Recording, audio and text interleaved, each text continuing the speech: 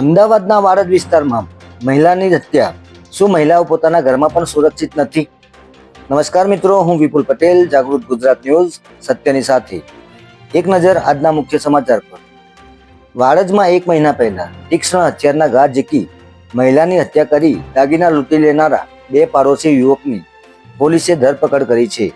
જેમાં બંને આરોપીઓને પૈસાની જરૂર હોવાથી તેઓ 1 જૂનની મોડી રાત્રે ફુલીબેન ઓડના ઘરે ઘૂસ્યા હતા અને તીક્ષ્ણ હથિયારના ઘા ઝીકી મહિલાને મોતને ઘાટ ઉતારી દીધી હતી.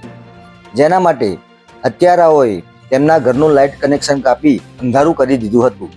બાદમાં મહિલાના ગળા, છાતી અને પેટના ભાગે તીક્ષ્ણ હથિયારના ઘા ઝીકી મોતને ઘાટ ઉતાર્યા બાદ મહિલાના શરીર પરના દાગીના તેમજ ઘરમાં રહેલા પૈસા અને દાગીના લૂંટી ફરાર થઈ ગયા હતા. આ સમયે માતાને બચાવવા ગયેલા યુવકને પણ છરીના ઘા મારવામાં આવ્યા હતા.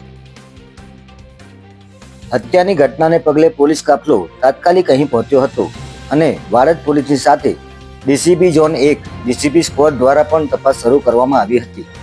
જેમાં પોલીસે નજીકના વિસ્તારમાં સીસીટીવી ફૂટેજ તેમજ મોબાઈલ ટાવરની રેન્જમાં આવેલા 400થી પણ વધુ મોબાઈલ નંબરની વિગતોના આધારે હત્યાનો ભેદ ઉકેલી નાખ્યો હતો. આ દરમિયાન વૃદ્ધાના નજીકમાં રહેતો રાહુલ ઓડ નામનો યુવક શંકાના ઘેરાવામાં આવ્યો હતો. જેના આધારે પોલીસે તેની અટકાયત કરીને આખરી પૂછપરછ કરતા બંને આરોપીઓનો ભાંડો ફૂટી ગયો હતો. બંને આરોપી ફુલીબેનના ઘરથી માત્ર 4 ઘર છોડીને જ રહેતા હતા અને લોડિંગ ટેમ્પો ચલાવતા હતા. જય હિન્દ, જય ભારત.